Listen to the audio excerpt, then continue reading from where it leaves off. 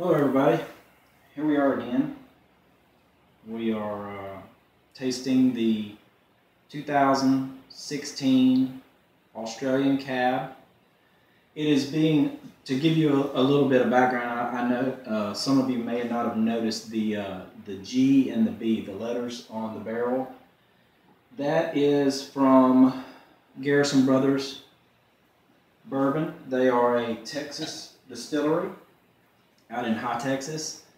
My wife and I have created a relationship with them and have been able to secure a barrel, and we'll probably be able to secure others in the future.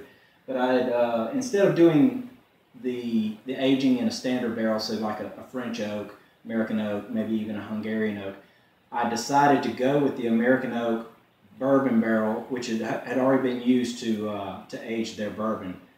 So I did that because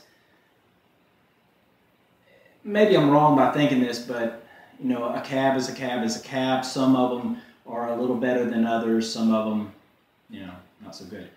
I wanted to create something unique. I wanted to have a little bit of a spice on there, a little bit of maybe a change in the nose, a little bourbon on it.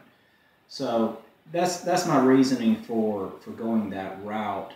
And anyway, here we are. 2 weeks in. The nose is really not showing anything much on the bourbon side. It is very fruity, fruit forward. It's got some nice legs. It's still a little murky, but that will in time that will settle. It just you know, time heals everything, like you know. So here we go. Let's see what we got. It's very fruity on the nose.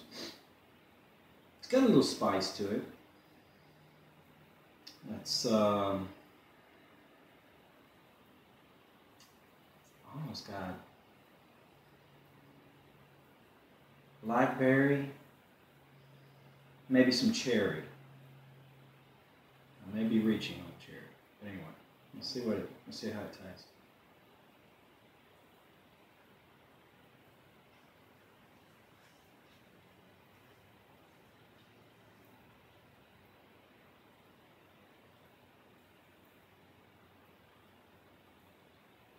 I'm definitely getting hints of the bourbon. It's very subtle, but it's there. That's something that I'm going to have to monitor, because I really don't want my wine tasting like bourbon. So that's definitely something I'm going to have to pay attention to. But I do want a barrel. An oak barrel tends to have. It helps to put tannins into the wine, or bring the tannin taste out in the wines. It helps to round out some of the sharp edges on a wine. So say like when you are drinking a wine and it has like a tart, or it has just a very, I don't know how to explain it other than a sharp edge. The oak will tend to kind of round that out and make it a little easier on the taste buds. And I want to get that out of the barrel. I want to get that advantage.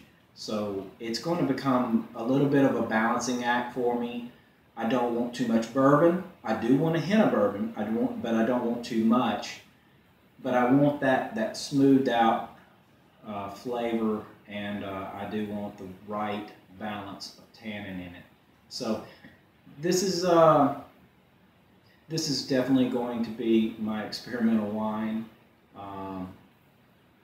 I'm excited about it, but I guess we just have to wait and see how it turns out. But you know, anyway, I will be giving you constant updates on it. And when I figure this out, when I get that recipe, this is going to be the one. I believe this is going to be our, I guess you could call it our flagship. Even though we have several others here that we're really proud of, Some of them are like our Puerto Azul and our peach are seasonal. You can only get blackberries one time a year, and you can only get peaches one time a year. So anyway, that's those two are going to be. They'll come in when they come in, and we'll make the wines. The others are still seasonal, but they're more available. Their juices and their grapes are more available. So that will be something I will continue to make. The Pinot Noir is one of our favorites. Definitely our Viognier, and our Viognier Reserve is new, but still it's very exciting. It's a deeper, more bolder flavor, and So anyway, thank you for joining us, and have a great day.